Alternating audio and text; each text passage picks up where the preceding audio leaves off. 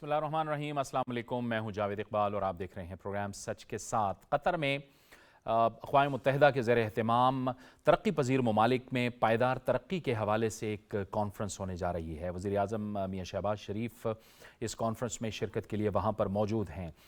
इस कॉन्फ्रेंस के मकासद में ज़ाहिर है तरक्की पजीर ममालिक को जो दरपेश चैलेंजेस हैं उस पर गौर व ख़ौस करना है, और इन चैलेंजेस में ज़ाहिर है कि इन ममालिक के अंदर गुर्बत के हवाले से बात की जाएगी, जो चैलेंजेस हैं क्लाइमेट चेंज के हवाले से, तालीम और सेहत के बहुत बड़े मसाइल हैं। फिर ये जो ममालिक हैं ये आलमी जो इदारे हैं, मालियाती इदारे हैं, उनसे ये कर्ज़े लेते हैं और ज़ाहिर है अपनी जो मईशत है उसको दुरुस्त सिमत में गामज़न करने के लिए लोन्स लेते हैं। वो लोन्स फिर साल साल उन पे ज़ाहिर है इंटरेस्ट होता है। उस इंटरेस्ट की वजह से इनकी जो तरक्की होती है बाज़ ममालिक के अंदर, वो तरक्की में भी बहुत सी रुकावटें आती हैं, क्योंकि ये लोन पे बैक भी करने होते हैं बहुत बड़े इंटरेस्ट के साथ। तो ये भी एक बहुत बड़ा मसला है इन तरक्की पजीर ममालिक के लिए। पाकिस्तान हाल ही में हमने देखा कि चंद माह पहले पाकिस्तान में एक बदतरीन सैलाब आया, और उस सैलाब ने पाकिस्तान की जो मईशत की रीढ़ की हड्डी थी उसको तोड़ दिया। माशी नुकसान हुआ, बिलियन ऑफ डॉलर्स का नुकसान हुआ, और फिर पूरी दुनिया में इस हवाले से कॉन्फ्रेंसेस भी हुई। अक़वाम मुत्तहिदा के सेक्रेटरी जनरल भी यहाँ आए, और उसके बाद फिर और कॉन्फ्रेंसेस भी हुई जिसमें आलमी बरादरी ने पाकिस्तान के साथ कुछ वादे किए, प्लेजेस किए। बहरहाल उन्हें पूरा होने में भी वक्त लगेगा, क्योंकि मुतासिरीन अब भी इमदाद के मुंतज़िर हैं, रीसेटल उन्होंने होना है, दोबारा उनकी बहाली। ये हुकूमत के लिए एक बहुत बड़ा मसला है, एक ऐसी हुकूमत के जिसे माशी चैलेंजेस का भी अब सामना है। तो देखते हैं कि पाकिस्तान अपने केस को पूरी दुनिया के सामने कैसे पेश करता है। हमने देखा है कि माजी में जितनी कॉन्फ्रेंसेस हुई हैं उसमें पाकिस्तान की हुकूमत ने मौसर तरीके से पाकिस्तान का केस पेश किया, और जाहिर है कि तरक्की मालिक जो हैं ये सबसे बड़ी वजह हैं जो लेस डेवलप्ड कंट्रीज़ हैं, तरक्की पजीर ममालिक हैं, उनमें क्लाइमेट चेंज के हवाले से। एक तो इस हवाले से भी बात होगी, और दूसरा अफ़गानिस्तान को लेके पाकिस्तान और अमेरिका के दरमियान एक बार फिर इंसदाद दहशतगर्दी के हवाले से मुज़ाकरात शुरू होने जा रहे हैं। अमरीकी वफ़द आज पाकिस्तान पहुँच रहा है और कल से बाकायदा मुज़ाकरात शुरू होंगे। याद रहे कि पाकिस्तान में एक बार फिर कुछ अरसे से दहशतगर्दी की कार्रवाइयाँ शुरू हो गई हैं, और ये जो दहशतगर्दी की कार्रवाइयाँ हुई हैं, पेशावर में धमाका हुआ, फिर उसके बाद कराची पुलिस चीफ के ऑफिस पे हमला हुआ, और इसके अलावा भी जो कानून नाफिज करने वाले इदारे हैं उन पर हमले हुए, उसकी ज़िम्मेदारी भी TTP कलअदम TTP तहरीक तालिबान और ISK यानी जो IS खुरासान ग्रुप है उसने ज़िम्मेदारी कबूल की है। तो ये भी एक ज़ाहिर है मुश्तरका थ्रेट है पाकिस्तान और अमेरिका के लिए। तो इस हवाले से भी बातचीत होगी। क्या मुमकिनात हो सकती हैं पाकिस्तान के लिए, और ख़ुसूसन ये जो क्लाइमेट चेंज के हवाले से और जो तरक्की पजीर ममालिक के लिए कॉन्फ्रेंस है, इसमें पाकिस्तान कैसे अपने एजेंडे को आगे ले जाएगा, इन तमाम मामलात पर आज अपने प्रोग्राम में हम बात करेंगे। और इसके लिए हमें ज्वाइन कर रही हैं स्टूडियोज़ में साबिक सफ़ीर नायला चौहान। नायला चौहान साहबा, आपको खुशामदीद। हमें ज्वाइन कर रहे हैं बैनुल अक़वामी उमूर के माहिर जनाब डॉक्टर मुनव्वर हुसैन। डॉक्टर साहब, आपको भी खुशामदीद कहते हैं। और सीनियर सहाफ़ी और तज्ज़ियाकार जो अफ़गानिस्तान और साबिक जो कबायली इलाके हैं उनके मामलात पर नज़र रखते हैं, एहसान टीपू महसूद। एहसान, बहुत खुशामदीद गुफ्तगू में। नायला साहिबा, सबसे पहले आपसे गुफ्तगू का आगाज़ करेंगे। क्या आप समझती हैं कि ये जो गोल सेट किए गए हैं इस तरक्की पजीर ममालिक के लिए, और इसमें पायदार तरक्की के हवाले से क्या हम आउटकम इसका देख रहे हैं? देखिए, दिस इज़ कॉल्ड LDC 5, यानी कि ये इनका 5वां सेशन है। ये एक दफ़ा होता है 10 साल में। तो अब तक जो है मतलब समझिए कि इन 50 सालों में ये 5वां सेशन है, और इसमें इन्होंने सस्टेनेबल डेवलपमेंट गोल्स को, क्योंकि सस्टेनेबल डेवलपमेंट गोल्स की डेडलाइन जो है वो 2030 है, और बहुत से जो तरक्की पजीर ममालिक हैं वो अपने गोल्स को अब तक अचीव नहीं कर पा रहे हैं बिकॉज़ वो तरक्की पजीर हैं। और इसमें जैसे आपने फरमाया ग्लोबल नॉर्थ का बहुत बड़ा हिस्सा है। जब जनीवा में हमारी कॉन्फ्रेंस भी हुई थी उसमें भी UN सेक्रेटरी जनरल ने भी ये कहा था कि ग्लोबल नॉर्थ को अपनी ज़िम्मेदारी लेनी है। ये क्लाइमेट जस्टिस की बात हो रही है, ये कोई भीख नहीं हो रहा। लेकिन जब ये LDC 5 में ये सारे जो तरक्की पजीर ममालिक हैं इनके मसाइल काफ़ी सांझे हैं, बहुत कॉमनैलिटीज़ हैं। یہ 6 آئٹم ایجنڈا ہے ان کا. اس میں سب سے بڑا، کیونکہ یہ ترقی پذیر ہیں، غربت ان کا سب سے بڑا ایجنڈا ہے. پھر اس کے بعد ٹریڈ اس میں آتا ہے، پھر اس میں کلائمیٹ چینج آتا ہے، پھر انفراسٹرکچر، کیونکہ بہت سے ممالک ہیں جن میں انفراسٹرکچر ہی نہیں ہے ڈیولپمنٹ کے لیے. تو انہوں نے اس کو، کیونکہ ایس ڈی جیز تو ویسے 17 ہے، لیکن انہوں نے ان کو امیلگمیٹ کر کے 6 پوائنٹ ایجنڈا بنایا ہے جو ایل ڈی سیز کے لیے سب سے اہم ہے.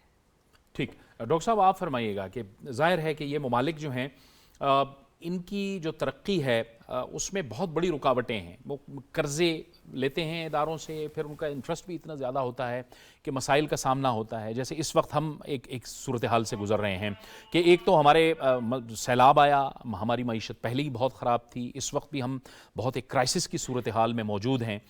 تو کیا ہماری توقعات ہیں اس کانفرنس سے اور ترقی پذیر ممالک کے لیے خاص کر، کیونکہ رکاوٹیں تو ہیں، بہت زیادہ رکاوٹیں ہیں.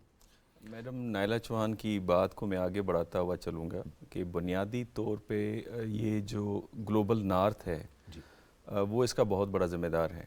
اور وہ اس طرح سے ذمہ دار ہے کہ جو کلائمیٹ کی تو بات میڈم نے کی، اور پھر آپ دیکھیں نا 50 ایئرس میں جو گولز کیا اچیو ہوئے ہیں، کیا چینج آئی ہے ڈیولپنگ نیشنز کے اندر، اگر اس کا پیٹرن اٹھا کے دیکھیں تو وہ کوئی زیادہ ہمیں پازیٹیو نظر نہیں آتا.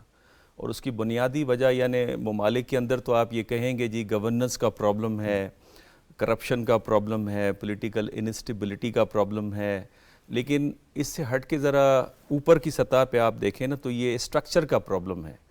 اور اسٹرکچر جسے آپ کہتے ہیں نیو امپیریلزم یا اسٹرکچرل امپیریلزم، اسٹرکچر اس قسم کا ہے جہاں پہ جو ڈیولپنگ نیشنز ہیں وہ انڈر ڈیولپڈ ہی رہیں گی، اور جو spill over and spill of effect جو ہے اس کا فائدہ جو ہے وہاں پہ آپ کو نظر آئے گا، نارتھ کے اندر نظر آئے گا، ویسٹ کے اندر نظر آئے گا، پیریفرل نیشنز کے اندر نظر نہیں آئے گا. اور اس کی جو 2 بڑی امپورٹنٹ اس کے پوائنٹس ہیں. ایک پوائنٹ تو یہ کہ پیریفرل نیشنز کے درمیان میں آپ کانفلکٹ کو رکھیں، for instance between India and Pakistan آپ کشمیر کو دیکھتے ہیں، شط العرب کا آپ عراق اور ایران کے درمیان میں آپ دیکھتے ہیں، آئیڈیولوجیکل کانفلکٹ بٹوین سعودی عرب اور ایران دیکھتے ہیں، کسی وقت میں ملائیشیا انڈونیشیا کے درمیان میں. انہوں نے اپنے کانفلکٹ پہلے مینیج کیے. دیکھیں نا یورپین یونین وہ پلیٹ فارم تھا جہاں پہ لورین اور السس کا مسئلہ فرانس اور جرمنی کے درمیان میں طے ہوا. تو پرابلم جو اصل میں ہے وہ اسٹرکچر کا ہے. اب یہ کلائمیٹ کو ہی آپ لے لیجئے، یہ جو فلڈ پاکستان کے اندر آیا، یعنی ہماری اس کے اندر کیا کنٹریبیوشن ہے، لیکن بھگت ہم رہے ہیں. اور جو میڈم نے بات کی جسٹس کی، وہ جسٹس تو ہے ہی نہیں، اور جب تک جسٹس نہیں ہوگا تو تب تک یہ سلسلہ چلے گا نہیں. یہ جو یونائٹڈ نیشن کا جو فورم ہے اس کو ہم جسٹیفائی کرتے ہیں انگلش اسکول آف تھاٹ سے، جو یہ کہتا ہے کہ sense of international society belonging to mankind, وہ سینس ڈیولپ ہونا چاہیے، اور جو کامن کنسرنس ہیں، کامن گولز ہیں، اس کے لیے سارے مل کے کوآپریٹ کریں. لیکن گراؤنڈ ریئلٹی اگر آپ دیکھتے ہیں تو تھرڈ ورلڈ ہی رہ رہا ہے، یعنی اتنا عرصہ گزر چکا ہے، تو مجھے تو اس میں کوئی خاص کامیابی نظر نہیں آتی. ٹھیک، احسان صاحب یہ پیس بلڈنگ کا بھی اس میں دیکھتے ہیں، کیپیسٹی پیس بلڈنگ، جس طرف ڈاکٹر صاحب نے بھی اشارہ کیا کہ کانفلکٹس جو ہیں یہ بھی بہت بڑی رکاوٹ ہوتی ہے کسی خطے کے اندر کسی بھی ملک کی ترقی کے لیے. اور وہ کانفلکٹ ہم نے دیکھا کہ ایک تو پاکستان بھارت کا ایک سلسلہ چلا آ رہا ہے، دوسری طرف ہم دیکھ رہے ہیں کہ افغانستان بھی پاکستان کے لیے مستقل ایک بہرحال ایک مسئلہ رہا ہے. اگر پاکستان افغانستان کے حوالے سے ہمیشہ سنسیئر رہا ہے، خلوص کے ساتھ ان کے لیے آواز بھی اٹھائی، باوجود اس کے کہ کتنے دہشت گردی کا شکار رہا ہمارا ملک اور ابھی بھی ہے، اور ہم افغانستان سے یہی بات کر رہے ہوتے ہیں کہ آپ اپنے ملک کے اندر اپنی سرزمین کو پاکستان کے خلاف نہ استعمال ہونے دیں. تو یہ ایک بہت بڑا ایشو تو ہے نا.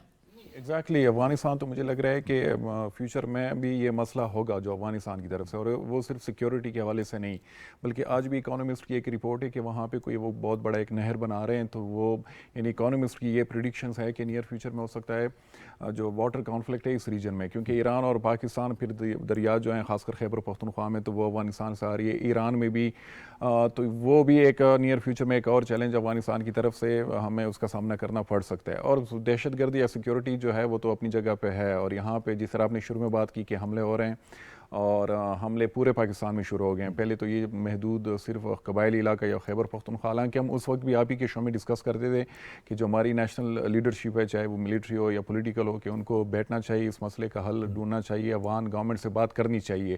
لیکن اس وقت ہم سے آپ کوتاہی سمجھے یا ہم نے وہ سٹیپ اٹھائے نہیں، اور وہ چیزیں پوری ایکسپینڈ ہو گئی ہیں پورے ملک تک. کراچی کا جو حملہ تھا وہ بہت بڑا حملہ، حالانکہ اس میں کیجویلٹیز کم ہوئی ہیں، لیکن پولیس چیف کے آفس کو ٹارگٹ کرنا، اس میں 3 لوگوں کا اندر گھسنا، یہ بہت بڑا وہ سیکیورٹی ایک کویسچن ہے. تو یہ چیزیں ہوں گی اور فیوچر میں بھی ہوں گی. اور یہ صرف یعنی ہم ٹی ٹی پی یا جو پاکستانی طالبان ہیں ان کی طرف سے حملے نہیں ہو رہے، بلکہ بلوچستان میں بھی ڈیلی وہاں پہ جو بلوچ سیپریٹسٹ ہیں ان کی طرف سے حملے ہو رہے ہیں. آج بھی گوادر میں جو .0 ہے، ہم گوادر کو ایک پوری دنیا میں ایک اس کے طور پہ پیش کر رہے ہیں کہ انویسٹمنٹ کی ایک ہب ہوگی گلوبلی، لیکن وہاں پہ آج بھی BLF کی طرف سے حملہ ہوا ہے. تو میرے خیال میں کہ جو لیڈرشپ ہے، اور پچھلی حکومت نے جو ایک یہاں پہ آپ کنفیوز ان کی پالیسی تھی دہشت گردی کے حوالے سے، اور اس کا خمیازہ پورا پاکستان بھگت رہا ہے. یہ بڑا اہم نقطہ ہے، میں چاہوں گا کہ اس کو ہم دوبارہ بھی ڈسکس کریں کہ ایک جو ہمیں آگے جانا چاہیے تھا اس حوالے سے، ہم پیچھے چلے گئے اور اس وقت ہم اس کا خمیازہ بھگت رہے ہیں. لیکن نائلہ صاحبہ، یہ جو کانفلکٹس کی ہم ڈاکٹر صاحب نے بھی بات کی، کانفلکٹس ریزولوشن اس خطے کے اندر، اس ریجن کے اندر، اگر ہم دیکھیں جو لیس ڈیولپمنٹ کنٹریز ہیں افریقہ کے اندر، ایشیا کے اندر، اس وقت وہاں بھی کانفلکٹس ہیں. یہاں پاکستان ایک بہت امپورٹنٹ ملک ہے، لیکن افغانستان کے ساتھ مسائل، ٹیررزم کے حوالے سے انڈیا کے ساتھ مسائل. آپ کو لگتا ہے کہ ایک سیریسنس گلوبل نظر آتی ہے ان کانفلکٹس کی ریزولوشن کی طرف؟ ہم بات تو کر رہے ہوتے ہیں ترقی پذیر ممالک میں پائیدار ترقی کی. دیکھیے، یہ 2 مختلف چیزیں ہیں. جب آپ LDCs کو دیکھتے ہیں، جو کہ اب LDC 5 ہو رہا ہے، تو انہوں نے اپنے ایجنڈا کو سمپلیفائی کیا ہے اور اس کو ڈویبل کیا ہے. کانفلکٹس جو ہو رہے ہیں، چاہے وہ افریقہ میں ہے، چاہے وہ ایشیا میں ہے، چاہے وہ کسی اور خطے میں ہے، ان میں بہت سارے پلیئرز ہیں. They are not necessarily LDCs. زیادہ تر جو بڑی پاورز ہیں وہ ان کی گیم ہے. افریقہ میں بھی آپ دیکھیں، the game is of resources. بہت سی، اب تو doctor Munawar would know better کہ is a resource a curse or a blessing. اور بہت سے جو لیس ڈیولپ کنٹریز ہیں جن میں اسٹرکچر نہیں ہے، وہ اپنی ریسورسز کو پروٹیکٹ نہیں کر پاتے، اور اسی لیے وہ ایکسپلائٹیشن ان کی آرام سے ہو جاتی ہے اور ان کی ریسورسز پہ اوپر نظر ہے. آپ دیکھیے افغانستان میں بھی کیوں بڑی پاورز آئیں، کیا ان کی وجوہات تھیں. جو اب آئل پالیٹکس ہو رہا ہے، گیس پالیٹکس ہو رہا ہے، وہ کیا ہے؟ وہ جتنے بھی کانفلکٹس ہیں ان کی روٹس جو ہیں وہ بڑی گہری ہو جاتی ہیں. تو conflict resolution I would say کہ اٹس اے ڈفرنٹ تھنگ. اور یہ جو LDC 5 کا ایشو ہے، اس میں ان کو بہت کلیئرٹی کہ let's work on doable things. ٹھیک، لیکن یہ جب ہم ڈاکٹر صاحب، اس میں سائنس اینڈ ٹیکنالوجی کا بھی ذکر ہے، لیکن ہم دیکھتے ہیں کہ جو ڈیولپنگ کنٹریز ہیں ان سے تو برین ڈرین بھی ہو رہا ہوتا ہے، بہت سے مسائل کی بنیاد پہ، بہت سے وجوہات کی بنیاد پہ وسائل نہیں ہوتے، لوگ ملک چھوڑ کے زیادہ ڈیولپڈ کنٹریز کی طرف سفر کر رہے ہوتے ہیں، یورپ اور امریکہ کی طرف سفر کر رہے ہوتے ہیں. یہ ایک انٹیگریشن پھر کیسے آئے گی جب اس طرح کی ایک صورتحال ہوگی؟ وہ تو ان کا نیریٹو یہ ہوگا نا، وہ اس کو ڈیفینڈ کرتے ہوئے کہیں گے دیکھیں جی گلوبل ولیج ہے پوری دنیا، اور فزیکل باؤنڈریز ان کی کوئی حیثیت نہیں ہے، اب ورچوئل باؤنڈریز کی بات ہو رہی ہے. لیکن بنیادی طور پہ جس اسٹرکچر کا میں نے ذکر کیا، اس اسٹرکچر کے اندر جو ایک اہم چیز ہے جو کہ پیرافل نیشنز کو بہت بڑا نقصان ہوتا ہے. اب یہ سینٹر نیشنز اور پیرافل نیشنز، یہ ان ٹرمز آف لیونگ اسٹینڈرڈ کے طور پہ یہ کانسیپٹس ڈیفائن ہوتے ہیں. اچھا، اس میں جو ایک اہم چیز ہے وہ یہی برین ڈرین. یہ بڑا امپورٹنٹ پوائنٹ آپ نے ریز کیا. یہاں پہ حالات جان بوجھ کر اس اسٹرکچر کے ذریعے سے رکھے جاتے ہیں تاکہ یہاں کا ٹیلنٹ جو ہے وہ چلا جائے ویسٹ کی طرف، اور اس سے یعنی پلے گا، بڑھے گا، تعلیم یہاں پہ حاصل ہوگا اور اس کا پھل وہاں پہ وہ حاصل کریں گے. مثال کے طور پہ اب آپ دیکھ لیجئے نا، آپ کی جو نوجوان ہے، تقریباً 60 to 65% آپ کی پاپولیشن کا بلک ہے، جینیس ہیں، ٹیلنٹڈ ہیں. وہ مجھے یاد ہے خشوت سنگھ صاحب تشریف لائے یہاں لاہور میں مرحوم، کینٹ کالج کے اندر ایک تقریب میں انہوں نے کہا کہ جتنا کینٹ کے اندر میں نے حسن دیکھا ہے پورے انڈیا کے اندر اتنا حسن نہیں دیکھا. تو کراس بلڈ جو نیشن ہوتی ہے وہ ویسے ہی جینیس ہوتی ہے, اور آپ کو کہا جاتا ہے کہ یہ 3rd and 4th دنیا کے اندر جو جینیس نیشن ہے. آج بھی میرے ایک آرم فورسز کے ایک بندے کے ساتھ ملاقات ہوئی, وہ بتا رہے تھے کہ یو ایس کے اندر ٹریننگ کے دوران وہ حیران ہوتے تھے انسٹرکٹرز کے, آپ لوگوں کی یادداشت اور آپ لوگوں کی کریٹیوٹی, ہمارے پاس تو اتنی کریٹیوٹی نہیں ہے, لیکن انہی ذریعے سے جو اسٹرکچر ہے اس کے ذریعے سے اس کی شیر ایکسپلائٹیشن ہوتی ہے. افغانستان کے اوپر میں کمنٹ دینا چاہوں گا, ٹیپو صاحب نے بڑے وضاحت کے ساتھ اس کا ذکر کیا.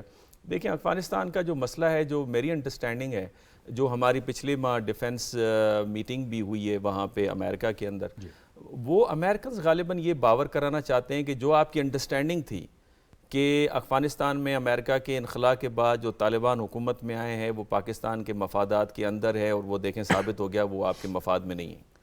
اور اسی وجہ سے دیکھیں خود امریکنز کا اتنا جلدی افغانستان کو چھوڑنا اور اتنی بڑی تعداد میں ہتھیاروں کا چھوڑنا اور پھر کہنا کہ یہ جی ٹیررزم دوبارہ سر اٹھا رہی ہے, تو آپ نے تو ان کو فوڈ تو دے دیا ہے, ریسورسز تو دے دیے, تو ٹیررزم تو پھر اٹھنی ہے. تو میرا خیال ہے اس کے حوالے سے اگر آپ سوال کریں گے تو میں آگے جا کے آپ کو بتاؤں گا کہ پاکستان کے پاس, اور اچھا ان کا یہ بھی کہنا ہے کہ پاکستان کے پاس بڑے لمیٹڈ آپشنز ہیں, ہمارے پاس کوئی لمیٹڈ آپشنز نہیں ہے, نمبر آف آپشنز ہیں جن کا ذکر میں آگے چل کے کروں گا. نائلہ چوہان صاحبہ کا تو یہ فیلڈ ہے, لیکن جو میری ایک ناقص انڈرسٹینڈنگ ہے, لیکن یہ جو اس میں جو یہ کانفرنس ہے اس میں انٹرنیشنل ٹریڈ کی بھی بات ہوئی ہے, انٹیگریشن آف ٹریڈ کے حوالے سے بات ہوئی ہے, لیکن اس میں اگر ہم اس کو نیرو ڈاؤن کرتے ہیں احسان صاحب, تو ہم افغانستان کی اگر ہم بات کریں, ایک طرف ہمارے انڈیا ہے, انڈیا کے ساتھ ہماری تجارت بند ہے, ظاہر ہے کہ ہمارے بالکل رکے ہوئے ہیں تعلقات, جمود کا شکار ہیں. دوسری طرف افغانستان کے ساتھ بھی ہماری ایک ٹریڈ ہوتی ہے, وہ ٹریڈ ہم دیکھتے ہیں کہ آئے روز وہاں سے فائرنگ ہوتی ہے یا واقعات ہو جاتی ہیں, وہ بھی بند ہو جاتی ہے, وہاں کے لوگ بھی امپیکٹ ہوتے ہیں, چمن کا بارڈر ہے یہ بھی امپیکٹ ہو جاتا ہے. یہ بھی ایک بہت بڑی رکاوٹ تو ہے نا. نہیں ایگزیکٹلی, اس ریجن میں تو ٹریڈ کے حوالے سے, کیونکہ پاکستان جو ہے بالکل ایک ہب ہے, یہاں پہ گیٹ وے ہے گلوبل ٹریڈ کے لیے بھی اور ریجنل جو ٹریڈ ہے اس کے لیے بھی. تو جو بھی اگر کانفلکٹ ہو, اگر سیکورٹی لائن آرڈر سچویشن ہو تو یہ چیزیں ڈسٹرب ہوتی ہیں. لیکن افغانستان کے ساتھ جو ٹریڈ ہے 15 اگست کے بعد جب سے طالبان نے وہاں پہ حکومت سنبھالی ہے, تو میرے خیال میں کہ سب سے زیادہ جو ایک شیئر ملا ہے وہ پاک افغان ٹریڈ سے ہی ملا ہے. یعنی آج میں ایک فگر وہ کر رہا تھا کہ 1.5 بلین ڈالر جو ہیں وہ پاک افغان ٹریڈ سے افغان جو انٹرم گورنمنٹ ہے انہوں نے, یعنی ان کو فائدہ ہوا ہے اور انہوں نے وہ ریز کیا ہے.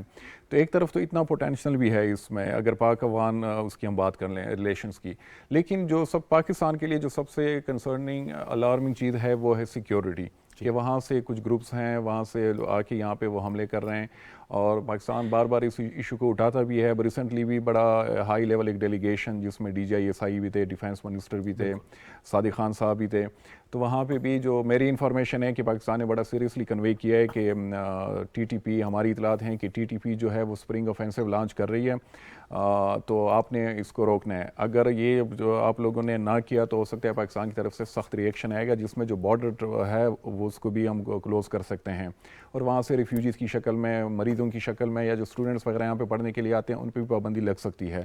تو میرے خیال میں پاکستان جو پالیسی میکر ہیں وہ اس یہ انڈرسٹینڈنگ تک پہنچ چکے ہیں کہ اگر TTP کا مسئلہ نیئر فیوچر میں ختم نہ ہوا تو وہ پھر پریشر ڈالیں گے افغان طالبان پہ بھی اور افغان جو گورنمنٹ ہے. لیکن دوسری طرف ہم جب دیکھ رہے ہیں کہ طالبان کی طرف سے ابھی تک کوئی پریکٹیکل سٹیپ نہیں اٹھایا گیا کہ وہ تو جو TTP کا مسئلہ ہے اس حوالے سے پاکستان کے جو کنسرنز ہیں اس کو ایڈریس کر سکیں.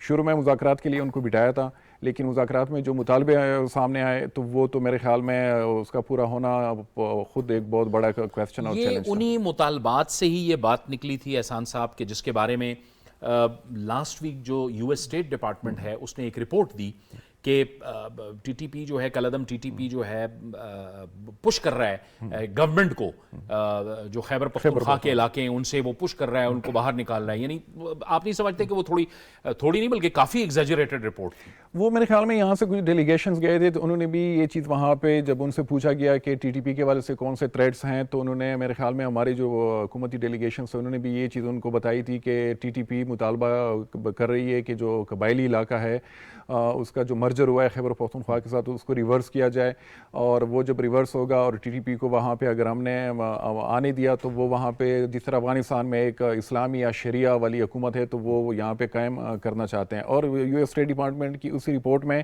باقاعدہ شریعہ کی بات ہوئی ہے کہ وہاں پہ وہ شرعی گورنمنٹ وہ بنانا چاہتے ہیں. تو میرے خیال میں اسی جو پاکستان سے یہاں سے جو چیزیں بتائی گئی تو اسی پہ وہ پورا رپورٹ بیس کرتا ہے کہ ہاں یہ پاکستانی حکومت کا بھی یہی خدشہ ہے اور امریکن اپنی بھی ان کی یہی اسیسمنٹ ہے. اور اس میں میرے خیال میں اتنا وہ بھی نہیں ہے, کیونکہ ٹی ٹی پی ان کا اگر لٹریچر آپ دیکھ لیں تو اس میں ہمیشہ سے وہ یہی بات کرتے آ رہے ہیں کہ ہم شریعہ چاہتے ہیں جس طرح افغانستان میں حکومت آئی ہے. اور یہ سب چیزیں جو ہیں ملٹیپلائی ہو گئی ہیں, امبولڈن ہو گئی ہے 15 اگست کے بعد. جتنی بھی جو جہادی تنظیمیں ہیں, یہ صرف ٹی ٹی پی نہیں بلکہ گلوبل جو ہے, وہ داعش بھی ہے, وہ القاعدہ بھی ہے, تو وہ اب اپنے جو فالوورز ہیں ان کو وہ بتا رہے ہیں کہ دیکھیں افغانستان میں بھی ہماری طرح ایک تنظیم تھی, 20 سال وہ لڑی اور انہوں نے پورے ملک پہ ان کا قبضہ بھی ہو گیا اور وہاں پہ وہ اپنا سسٹم لے کے آئے. تو آپ لوگ اگر افریقہ میں لڑ رہے ہو, یمن میں, پاکستان میں, جہاں کہیں پہ بھی ان کی ہے پریزنس, تو یہ ممکن ہو سکتا ہے, لیکن آپ لوگوں نے یعنی لڑنا ہے. اور یہی چیز کو وہ پروپیگنڈا کے طور پہ بھی استعمال کریں جس سے ان کو نئی ریکروٹس بھی مل رہے ہیں. اب ٹی ٹی پی جو میرے خیال میں سب سے کنسرننگ چیز ہونی چاہیے پاکستانی ریاست کے لیے کہ ٹی ٹی پی کو نئے ریکروٹس ملنا دوبارہ سے شروع ہو گئے ہیں. جس طرح 9/11 کے بعد وہ امریکن انویژن کو انہوں نے ایک وہ ایکسپلائٹ کیا تھا, تو ابھی وہ اس کو القاعدہ کے لیے جو ان کا وہ شروع ہو گیا, یہ بڑی الارمنگ سچویشن ہے. لیکن نائلہ صاحب آپ فرمائیے گا کہ یہ جو اس وقت اب ڈیلیگیشن آ رہا ہے اور پاکستان سے دوبارہ بات چیت شروع ہو رہی ہے, ہم نے دیکھا تھا کہ افغانستان سے نکلنے کے بعد امریکہ نے تھوڑا سا سٹیٹمنٹس آتی تھیں, بعد میں ان کے مذاکرات بھی چلے, لیکن افغانستان کے بھی مسائل تھے. وہ کہتے تھے ہمارے فنڈز انفریز کریں, پھر انہوں نے خواتین کی تعلیم پہ پابندی لگا دی, پوری دنیا اس پہ اٹھی, پاکستان نے بھی ان سے کہا. یہ جو دوبارہ سے اب ایک انگیجمنٹ شروع ہوئی ہے, آپ سمجھتی ہیں کہ یہ ایک بہتر انگیجمنٹ ہے؟ اب بالکل بہت بہتر انگیجمنٹ ہے اور یہ ایک کڑی ہے, اس کی بیک گراؤنڈ بڑی اسٹرانگ ہے. اور آپ دیکھیے کہ پہلے آپ کی جو نیشنل سیکورٹی کاؤنسل تھی اس نے بھی فیصلے کیے کہ اب جو ہے ٹی ٹی پی اور یہ ٹیررزم کو کس طرح سے ہم نے فائٹ کرنا ہے. پھر آپ کے فارن منسٹر کا بھی وزٹ ہوا, اور اس کے بعد جو ہے اب ادھر سے یہ ڈیلیگیشن آئی ہے. ہمیں ہر طرح کی سپورٹ کی ضرورت ہے, اور اگر امریکہ اس میں دوبارہ انگیج ہو رہا ہے تو ہمیں اس کو خوش آمدید کرنا چاہیے. ڈاکٹر صاحب آپ کا بھی خیال ہے کہ ہم نے دیکھا تھا کہ کچھ خاموشی ہو گئی تھی, لیکن اب چونکہ واقعات بھی ہوئے, خیبر پختونخوا کے اندر ہوئے, کراچی کا واقعہ ہوا, پشاور پولیس لائن کا واقعہ ہوا, اس نے بھی مجبور کیا ہے امریکہ کو کہ اب دوبارہ سے بات چیت شروع کی جائے اور یہ جو مشترکہ ایک تھریٹ ہے اس کو ایڈریس کیا جائے. نہیں, یہ خوشائن بات ہے, اس میں تو کوئی دوسری شک نہیں ہے, جو کہ پاکستان کی جو سیکیورٹی فورسز ہیں اس کی ماڈرنائزیشن میں امریکنز کا بڑا امپورٹنٹ رول ہے. اب یہ تنقید اپنی جگہ پہ, لیکن یہ ہے کہ امریکہ کے ساتھ جو تعلقات ہیں اور اسپیشلی ان کی جو سپورٹ ہے وار اگینسٹ ٹیررزم, یہ بڑی سگنیفیکنٹ ہے. ان کی انٹیلیجنس کے اوپر پاکستان نے ماضی میں بھی بڑی اچھی کاروائیاں کی اور بڑی ہمیں کامیابیاں اس کے اندر حاصل ہوئیں. اور پھر آپ کی 50% جو ویپنری سسٹم ہے وہ امریکہ کے اوپر ڈپینڈ کر رہا ہے, حالانکہ ہم ڈائیورسیفائی کر رہے ہیں اپنے سورسز کو. لیکن ایک غلط فہمی یہ بھی پائی جاتی ہے کہ امریکہ کو طالبان نے نکال بار پھینکا تھا. میرا خیال میں یہ نیریٹو بھی مکمل طور پہ سچائی کو بیان نہیں کرتا. دیکھیں, امریکہ کے اس کے اندر دو اور امپورٹنٹ فیکٹر تھے. امریکہ کے اندر ڈیموکریسی ہے, جہاں پہ جو لوگ ٹیکسز دیتے ہیں وہ سوال اٹھاتے ہیں اپنی حکومت کے اوپر کہ ہمارا پیسہ جو ہم ٹیکسز دے رہے ہیں کہاں خرچ کر رہے ہیں. ایک تو وہ پولیٹیکل پریشر تھا ود ان امریکن جو ڈومیسٹک جو پالیٹکس تھی, بہت زیادہ اس پہ تنقید ہوئی. دوسری بات یہ کہ امریکہ اپنے چھوٹے چھوٹے کانفلکٹ سے نکل کر ایک میجر کانفلکٹ کو ٹیکل کرنا چاہ رہا تھا اور ساری توجہ رائزنگ چائنا کے اوپر لگانا چاہ رہا تھا, جس کی وجہ سے اس کا انخلا ہوا ہے. تو پہلی بات تو یہ کہ اگر ٹی ٹی پی کا یہ کلیم ہے کہ جی وہ طالبان نے ان کو مکمل طور پہ باہر نکالا تھا, تو میرا خیال ہے یہ ان کا کلیم غلط ہے, پھر وہ ریئلٹی کو صحیح طرح سے نہیں جانتے. دوسری بات یہ کہ آپ نے یہ بات کیا, امریکہ انخلا کے بعد پاکستان کے ساتھ جو سرد مہری ایک تھوڑی سی آپ کو نظر آئی تھی, اس کی بنیادی 2-3 وجوہات تھیں. ایک وجہ تو یہ تھی کہ جو پاکستان کے اندر اس وقت انچارج دی افیئرس تھے, اور وہ جو خاتون انچارج دی افیئرس تھیں وہ چونکہ ان کا رابطہ اس وقت کی اپوزیشن کے ساتھ زیادہ تھی اور جس طرح کی وہ پکچر پینٹ کر رہی تھی تو اس کی بنیاد کے اوپر واشنگٹن سے اس قسم کا آپ کو رسپانس نظر آ رہا تھا. جیسے ہی ڈیوڈ بلوم صاحب آئے اور انہوں نے دیکھا انہوں نے اس تعلقات کو بہتر بنانے کی کوشش کی تو آپ نے اس کے اندر چینج دیکھا. دوسری امپورٹنٹ چیز یہ کہ ڈیورنگ الیکشنز ہماری جو ایمبیسی تھی واشنگٹن ڈی سی کے اندر ان کو انسٹرکشنز تھی پچھلی گورنمنٹ کی طرف سے کہ وہ پریزیڈنٹ ٹرمپ کو سپورٹ کریں. اس کی وجہ سے جو ڈیموکریٹس تھے ان کے اندر تھوڑی سی گریونسز تھیں اس حوالے سے, تو وہ بھی ایک آپ کو نظر آتا ہے. اب جس کی وجہ سے امریکہ ایک کوشش کر رہا ہے جو کہ خوشائن ہے, اور پاکستان امریکہ تعلقات کے اندر آپ کو ایک کنسسٹنسی فیل نہیں ہوتی, اور اس کی بنیادی وجہ یہ ہے کہ آپ کے جو سیکیورٹی ریلیشن شپ ہیں, پیپل ٹو پیپل کانٹیکٹ نہیں ہے, اکنامک ریلیشن شپ نہیں ہے, اس میں پارشلی ہم بھی قصوروار ہیں. اس کی بنیادی وجہ ہے کہ ہمارے جو سوسائٹی ہے, ہماری جو اکانومی ہے, وہ امریکہ کے لیے اس کی یوٹیلیٹی نہیں ہے. پریزیڈنٹ کلنٹن نے بیم کا کانسیپٹ دیا تھا, بگ ایمرجنگ مارکیٹ, اس میں چھوٹے چھوٹے ممالک شامل تھے, پاکستان شامل نہیں تھا, بیکاز یہاں پہ امریکن انویسٹر آ کے کیا کرتا. تو آپ کو سوشو اکنامک ریفارمز کی سخت ضرورت ہے. ایک تو اس کی بنیادی وجہ یہ تھی.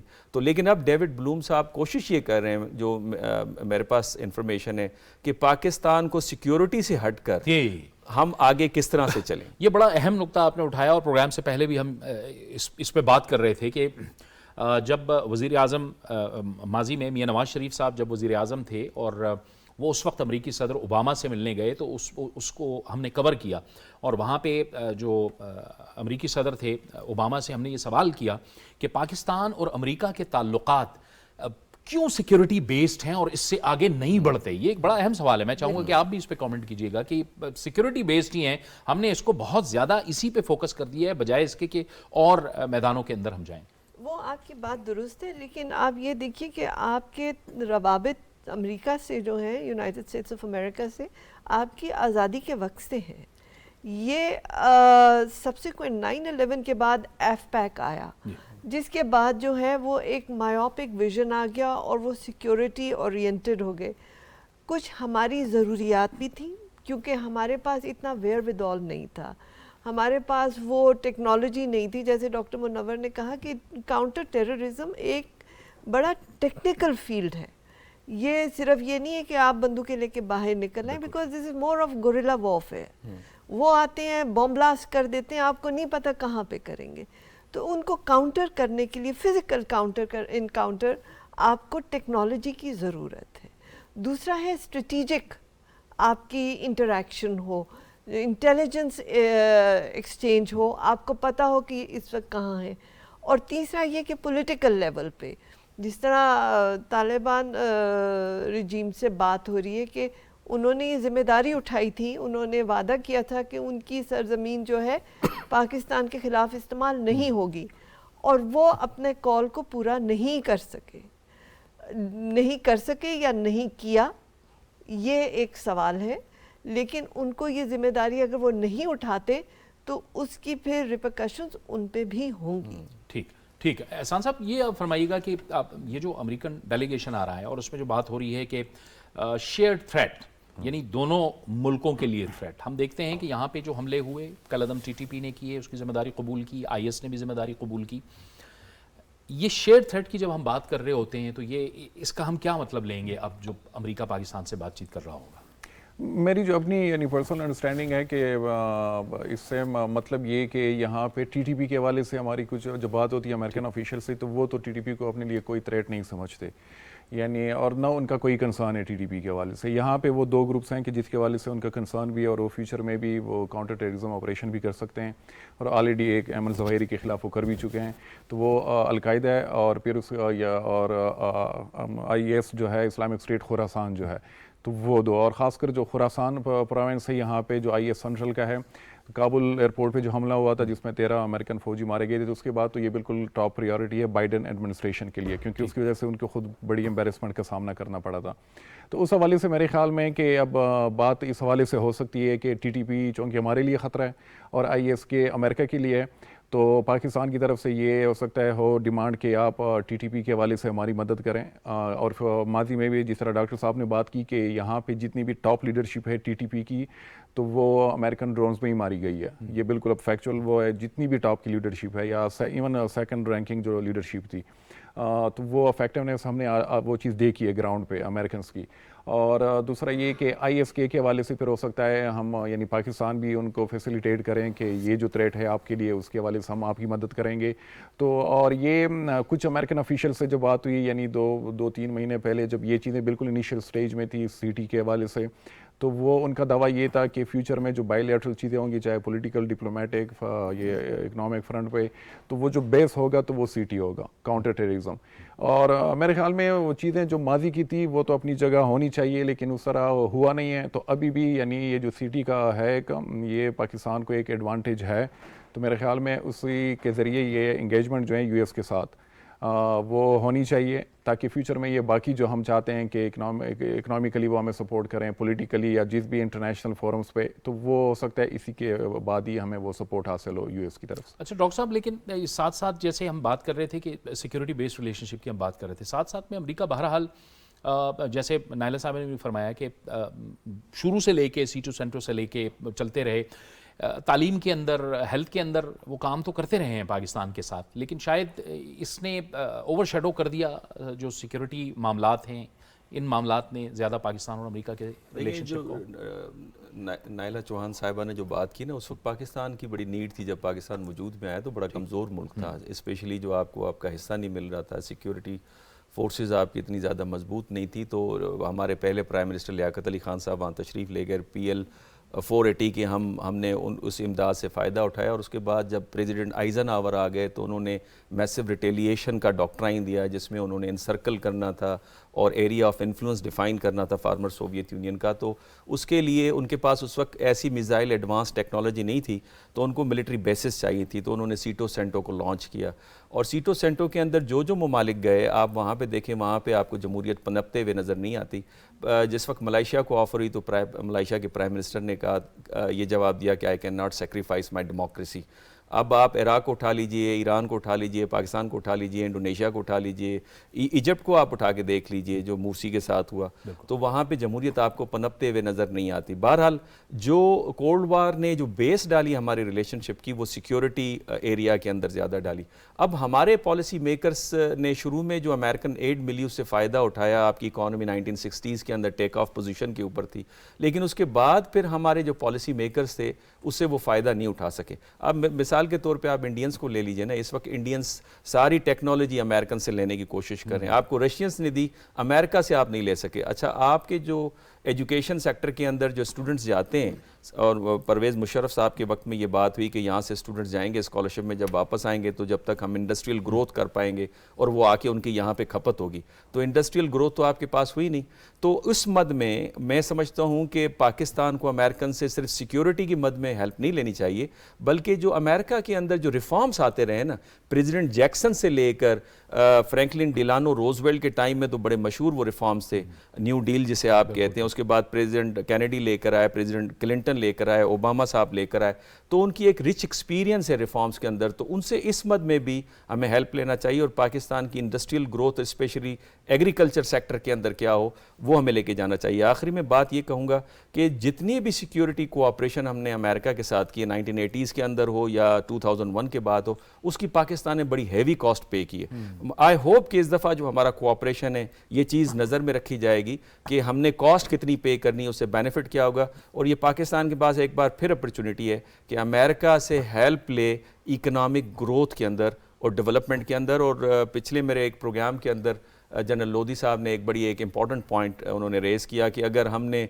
ग्वादर दे दिया चाइना को तो हम पसनी दे सकते हैं अमेरिका को, आ जाएं और आके इस पे डेवलपमेंट के अंदर हिस्सा डालें पाकिस्तान की। अच्छा एहसान साहब, एक जो अहम बात जहन में हमारे आ रही थी वो मैं चाहूँगा मैं आपसे पूछूं। खैबर पख्तूनख्वा के अंदर पिछले 2 अदवार जो हैं वो तहरीक इंसाफ की हुकूमत रही, लेकिन अगर इससे पहले हम जाएं और हम वहाँ पे जो पहले जो TTP ने वहाँ पे कार्रवाइयाँ की थी 2007 के अंदर, 8 के अंदर, 9 के अंदर ऑपरेशंस होते रहे। मालाकंड का ऑपरेशन हुआ, फिर उसके बाद ऑपरेशन रद्दुल फसाद हुआ, जो अर्स्टवाइल साबिका फाटा के इलाके थे उनके अंदर हुआ। एक स्ट्रेंथ हमने बनाई कि वहाँ पे लॉ एंड ऑर्डर हो, एक अमन अमान की सिचुएशन हो। पीपल्स पार्टी अवामी नेशनल पार्टी की हुकूमत रही, उससे पहले MMA की हुकूमत रही। ایک ریزیلینس ہم نے وہاں پہ بنائی تو تھی، لیکن گزشتہ 9 سالوں کے اندر کیا ہوا کہ اچانک سے دوبارہ سے اتنی اسٹرینتھ کے ساتھ یہ لوگ دوبارہ آ گئے اور دوبارہ انہوں نے اسی اسٹرینتھ کے ساتھ حملے کیے؟ ہاں ایگزیکٹلی، یعنی 2002 کے بعد آنورڈ جتنی بھی ملٹری آپریشنز ہوئے ہیں اس کی وجہ سے پاکستان کو بہت سفر ہونا پڑا. آپ نے بھی وہ کور کیا کہ مالا کنڈ سے لاکھوں لوگ نکلے، پھر ساؤتھ وزیرستان، نارتھ وزیرستان وہ لوگ ڈسپلیس ہوئے، ان کا پورا ایک ریہیبلیٹیشن پروسیس، اور پھر یعنی ہماری آفیشیل فیگرز ہے کہ اوور $100 بلین جو ہیں وہ ہم آلریڈی وہ کر چکے ہیں وار آن ٹیرر میں. تو وہ سب چیزیں ہم نے کی، اور پرائم جو آبجیکٹیو تھا وہ یہ تھا کہ ہم نے TTP کو یہاں سے نکالنا ہے. اس میں کامیابی ہو گیا. آپریشن جو ضرب عضب کے بعد یعنی سب سے سکسیزفل آپریشن وہ ٹیکٹیکل اگر اس لیول پہ دیکھیں تو وہ وہی تھا کہ انہوں نے وہاں سے TTP کو نکالا. لیکن جو پچھلی حکومت پھر انہوں نے ایک کنفیوز قسم کی ایک چیز شروع کی، یعنی وہ پیس پروسیس تحریک انصاف کی جو حکومت تھی، اور اس چیز کو اب عمران خان خود ایڈمیٹ کرتے آ رہے ہیں کہ ہاں وہ واقعی وہ چیز ہم نے انیشیٹ کی. اور وہی لوگ جس کو نکالنے کے لیے 20 سال ہم نے ملٹری آپریشنز کیے ہیں، لوگ سفر ہوئے ہیں، اور انہی لوگوں کو وہ ہزاروں کی تعداد میں واپس لے کے آئے. اور جن شرائط کو ان سے منوانا تھا کہ آپ لوگ ان آرمڈ ہوں گے، اسلحہ ساتھ نہیں لاؤ گے، وہ اسلحہ سمیت یہاں پہ وہ آگے. اور وہی لوگ آج کل کاروائیاں بھی کر رہے ہیں، پورے ملک میں ان کی کاروائیاں ہو رہی ہیں.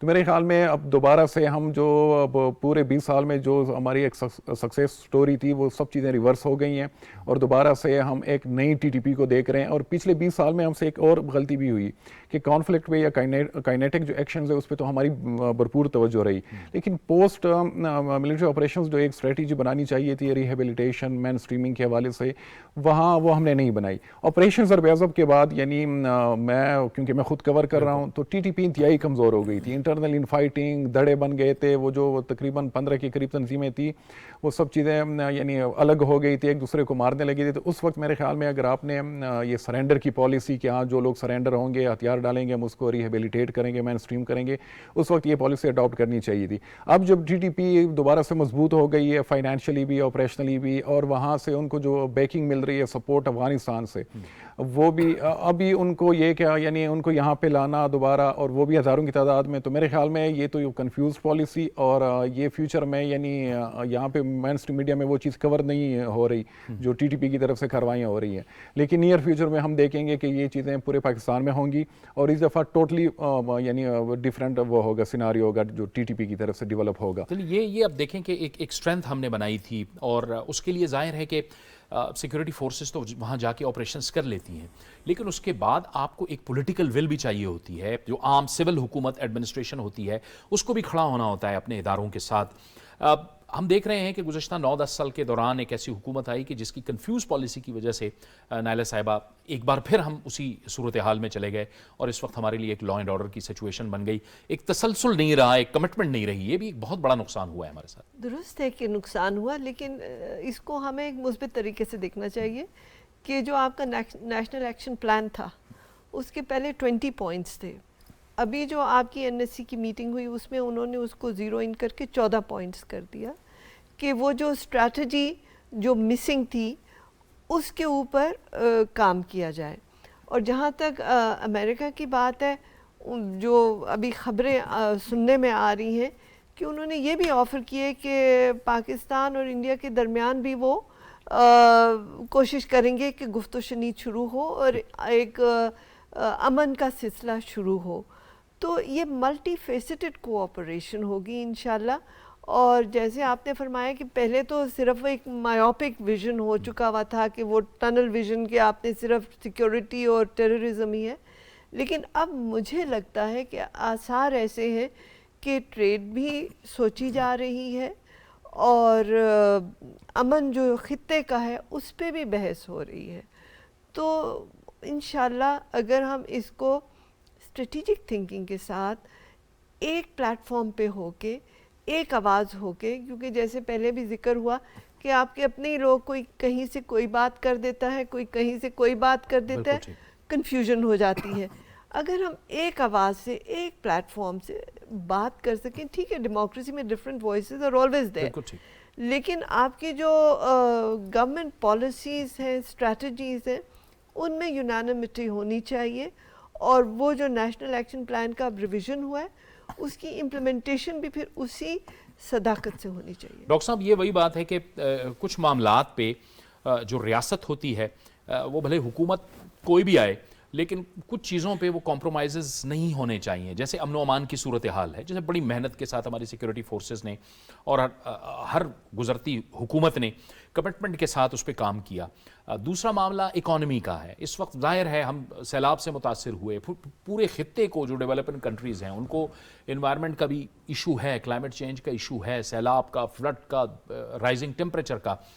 لیکن جب دو معاملات امن و امان پہ ایک فوکس نہیں ہوگا اور ایک کمپرومائز نہیں ہوگا, اکانومی پہ ایک میثاق معیشت کی جو ہم بات کرتے ہیں اس پہ نہیں ہوگا, تو معاملات کیسے آگے بڑھیں گے؟ ہم دیکھتے ہیں بھلے سیاسی جماعتیں ہیں وہ اپنا اپنا نقطہ نظر رکھیں, سیاسی اختلاف رکھیں, لیکن کچھ تو ایسی چیزیں ہیں جو ریاست کے لیے اور وقت کی حکومت کے لیے اور عوام کے لیے ضروری ہوتی ہے. دیکھیں, چارٹر آف کرائسس مینجمنٹ کی اس وقت اشد ضرورت ہے.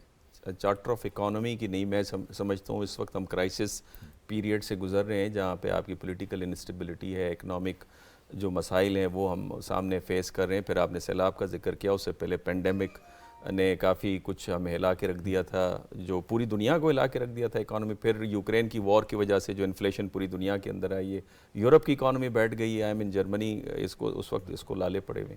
تو بنیادی طور پہ آپ کو کرائسس مینجمنٹ چارٹر کی ضرورت ہے, لیکن اس میں گورنمنٹ ڈرائیونگ فورس کے اوپر, سیٹ کے اوپر ہوتی ہے, تو اس نے اکٹھے کرنا ہے. اور میں تو اب جو ہمارے پرائم منسٹر صاحب, موزز پرائم منسٹر صاحب جو تشریف لے گئے قطر کے اندر, دیکھیں انٹرنیشنل میڈیا جو ہے نا وہ پاکستان اس وقت ان کی لائم لائٹ کے اوپر ہے. ایک تو ٹیررزم کی وجہ سے, اور پھر جو ہماری چپکلش انڈیا کے ساتھ آئے دن چل رہی ہوتی ہے, اور پھر انڈیا کا جو نیگیٹو پروپیگنڈا ہے پاکستان کے حوالے سے. ابھی ANI ان کی جو امپورٹنٹ نیوز ایجنسی ہے وہ پکڑی گئی ہے EU ڈس انفو لیب کی انویسٹیگیشن 2023 کے اندر. اس میں وہ پاکستان مخالف آرٹیکل پبلش کروا رہے تھے رشیا ٹوڈے میں, وائس آف امریکہ میں, پورے یورپ کے اندر. تو بنیادی طور پہ جو پاکستان کو اس وقت ضرورت ہے وہ افیکٹو نیریٹو اور اس کی ڈسمینیشن کی ضرورت ہے. اس حوالے سے پاکستان کا جو میڈیا ہے اس کی ریچ نہیں ہے انٹرنیشنل. اچھا, جب پرائم منسٹر صاحب جا رہے ہیں اور یہاں پہ اپوزیشن لیڈر کے خلاف آپ کی ایک گرفتاری کے وارنٹ جاری ہوتے ہیں, تو وہ سگنل کیا جا رہا ہے؟ چونکہ فارن پالیسی جو ہے نا وہ ایکسٹینشن ہے پولیٹیکل اسٹیبلٹی کی. اچھا, پولیٹیکل اسٹیبلٹی اگر نہیں ہے آپ کے ملک میں, تو آپ کی جو سفارت کاری, چونکہ پرائم منسٹرشپ ایک بڑا امپورٹنٹ ہوتا ہے, آپ باہر جا رہے ہیں سفارت کاری کے لیے, پاکستان کے نیشنل انٹرسٹ کو سرو کرنے کے لیے, تو وہ افیکٹ ہوتی ہے اگر آپ کی گھر کے اندر معاملات ٹھیک نہ ہوں. پہلے آپ کی اکانومی ٹھیک نہیں ہے, تو میں یہ کہوں گا کہ ساری پولیٹیکل پارٹیز کو کٹھے بیٹھنا ہوگا. اس کے اندر جو کلیدی کردار ہے وہ ہماری حکومت کا ہے. اس کے ساتھ ساتھ آپ نے بات کی چینج اور کنٹینیوٹی کی جو بات چل رہی تھی. دیکھیں, جو ادارے ہوتے ہیں نا وہ کنفرم کر رہے ہوتے ہیں پالیسی کی کنٹینیوٹی, جبکہ جو پرائم منسٹر آئے گا as a role source, individual source جو ہم جسے کہتے ہیں پالیسی میکنگ کا, اس کے اندر چینج آتی ہے. جو بھی پرائم منسٹر آتا ہے وہ اپنا ویژن لے کے آتا ہے. خان صاحب کی جو ٹیررزم کے خلاف جو پالیسی تھی اس پہ بھی چھوٹا سا کمنٹ دوں, وہ پوری ایک کمپریہنسو پالیسی کا ایک حصہ تھا. ساتھ ساتھ اس کے اگر دوسرے کام ہو رہے ہوتے تو شاید مور افیکٹو ہو رہی ہوتی. وہ یہ تھا کہ جو آپ کی کانفلکٹ ہے اس کی ٹرانسفارمیشن اس کی کریں, لوگوں کو لائیں اور پیسفل یوزفل سٹیزن بنائیں.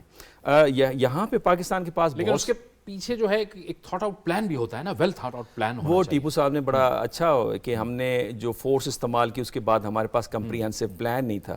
اب یہ TTP پاکستان کو بہت سارے ایڈوانٹیجز ہیں. TTP کوئی مونولیتھک آرگنائزیشن نہیں ہے, اس کے اندر بہت سارے دھڑے ہیں. پھر پاکستان کو کلچرل ایڈوانٹیج ہے, پاکستان اپنے کلچر کو, پاکستان کے جو اس طرف بارڈر کے افغانستان کے رہتے ہیں اس طرف لوگ رہتے ہیں, ان کا کامن کلچر ہے, کامن بلیف سسٹم ہے, اس کو یوٹیلائز کیا جا سکتا ہے. اس میں بہت سارے ایسے دھڑے ہیں. خود جو طالبان کے اندر جو حقانی نیٹ ورک ہے وہ ان کو پرسو کرتے رہیں کہ آپ پاکستان کے اوپر اٹیک نہ کریں. تو جو دھڑے آپ کے ساتھ کوآپریٹ کرنا چاہتے ہیں اس کے ساتھ کوآپریٹ کریں, ان کو شرائط پر لے کر آئیں, اور جو نہیں کر رہا اس کے خلاف فورس استعمال کریں, لیکن لمیٹڈ ٹائم کے لیے اور ویل ڈیفائنڈ گول کے ساتھ. لمبے عرصے کے لیے تو افغانستان میں امریکہ بھی پچھاڑا گیا تھا, سوویت یونین بھی پچھاڑا گیا تھا, ویتنام کی مثال بھی ہمارے سامنے. ٹھیک ہے, لیکن احسان صاحب دوسری طرف اب پولیٹیکل اسٹیبلٹی کی بات ہو رہی ہے. ایک ایسی صورتحال کے اندر جب ہمیں لا اینڈ آرڈر کی سچویشن ہے, تحریک انصاف نے اپنے 2 صوبوں کے اندر حکومت ختم کر کے اور 2 صوبوں کو الیکشنز میں ڈریگ کر دیا ہے. یعنی لگتا یہی ہے کہ عمران خان صاحب کو صرف حکومت چاہیے اس وقت, اکانومی یا لا اینڈ آرڈر کی سچویشن سے ان کا کوئی تعلق نہیں ہے. یعنی خیبر پختونخوا کے اندر جو صورتحال ہے یہ تو بہت تشویشناک صورتحال ہے امن و امان کے حوالے سے. بالکل, یعنی دونوں صوبے اس وقت پاکستان کو دو مین جو چیلنجز ہے, ایک یہ لا اینڈ آرڈر کی سچویشن اور اس سے سب سے بڑا جو چیلنج ہے وہ اکنامک فرنٹ پہ. تو پنجاب جو ہے تو آپ کی اکانومی کو یعنی 60-70% جو ہے وہ وہاں سے وہ چیزیں آپ کی میٹ ہو رہی ہوتی ہیں فائنینشیل کے حوالے سے. اور جو خیبر پختونخوا ہے تو وہ پچھلے 20 سال سے ایک یعنی فرنٹ پہ رہا ہے جو افغانستان سے چیزیں آ رہی ہیں. تو وہی دو صوبے ہیں جنہوں نے ان چیلنجز کا سامنا کرنا تھا. اگر وہاں پہ اسٹیبل گورنمنٹ ہوتی, آج کل وہاں پہ یعنی عجیب سا ایک تماشا لگا. یعنی خیبر الیکشن پختونخوا کمیشن نے کہا ہے کہ اگر وقت پہ الیکشنز ہوتے تو 47 ارب روپیہ اس پہ لگتا, لیکن 2 صوبوں کے اندر جلد الیکشن کی وجہ سے اب 61 ارب روپیہ لگ رہا ہے. تو اب ایک طرف تو یہ صورتحال ہے, اکانومی جو ہے وہ بہت ہی دگرگوں صورتحال کے اندر ہے. اور آج ہی بلاول بھٹو زرداری صاحب نے کہہ دیا ہے کہ اگر سیلاب متاثرین کے لیے جو وعدہ کیا گیا تھا وفاقی حکومت نے ہمارے ساتھ کہ ان کی بحالی نہیں کی گئی اور وہ پیسے نہیں دیے گئے تو ہم بھی مجبور ہو جائیں گے حکومت چھوڑنے پر. تو یہ تو ظاہر ہے کہ آپ کا وہ جو ایک چوتھائی حصہ متاثر ہوا تھا اس جانب بھی توجہ کرنے کی ضرورت ہے. اس جانب کسی کی بھی توجہ نہیں ہے. اور دوسرا یہ کہ وہ سبسڈی اس پہ یعنی بلاول بھٹو کی وہ بات کسی حد تک ٹھیک بھی ہے کہ سبسڈی ملنی چاہیے. وہاں پہ جو ایگریکلچر سیکٹر جس طریقے سے تباہ ہو گیا ہے تو اگر آپ نے اس کو سپورٹ نہیں کیا تو نیکسٹ یعنی یہاں پہ فوڈ کا جو سیریس کرائسس وہ ایمرج ہو سکتا ہے. تو یہ ملٹیپل فرنٹ پہ ہمیں چیلنجز کا سامنا ہے. اور دوسری طرف جو ڈومیسٹک پالیٹکس ہے ہر چیز کو کنزیوم کر رہی ہے. اور میرے خیال میں جو سیکیورٹی کا بھی ایشو ہے اس میں 70-80% جو ہے وہ یہی ہے کہ یہاں پہ پولیٹیکل اسٹیبلٹی ہے نہیں, کوئی کلیئر ڈیسیجن میکنگ چیزیں وہ ہو نہیں رہی. اور یہ صرف اسلام آباد میں نہیں بلکہ راول پنڈی میں سے بھی وہاں پہ یعنی وہ ہمیں ایک کلیئرٹی نظر نہیں آ رہی, جس کی وجہ سے جو عام عوام ہیں وہ بھگت بھی رہے ہیں, وہ بیچارے سفر بھی ہو رہے ہیں. اور فیوچر میں بھی اگر حالات یہی رہے تو مزید خرابی پیدا ہو سکتی ہے. بہت بہت شکریہ احسان ٹیپو صاحب, وقت ختم ہو گیا. احسان ٹیپو صاحب آپ کا, ڈاکٹر منور حسین صاحب آپ کا, اور نائلہ چوہان صاحب آپ کا بہت بہت شکریہ. ترجیحات کا تعین جو ہے اس وقت بہت ضروری ہے اور ظاہر ہے کہ اس تعین کے لیے حکومت اور اپوزیشن دونوں کا ایک کردار ہے. حکومت کے لیے ظاہر ہے کہ اپوزیشن جو ہوتی ہے وہ ایک گورنمنٹ ان ویٹنگ ہوتی ہے. یہ ملک اس کا بھی ہے, یہ صرف حکومت کا نہیں ہے, یہ اپوزیشن کا بھی ہے. اپوزیشن کو بھی اپنا مثبت کردار ادا کرنا چاہیے. اور پھر ظاہر ہے عوام حکومت اور اپوزیشن دونوں کو طرف دیکھ رہے ہوتے ہیں. جاوید اقبال کو اجازت دیجیے, اللہ حافظ.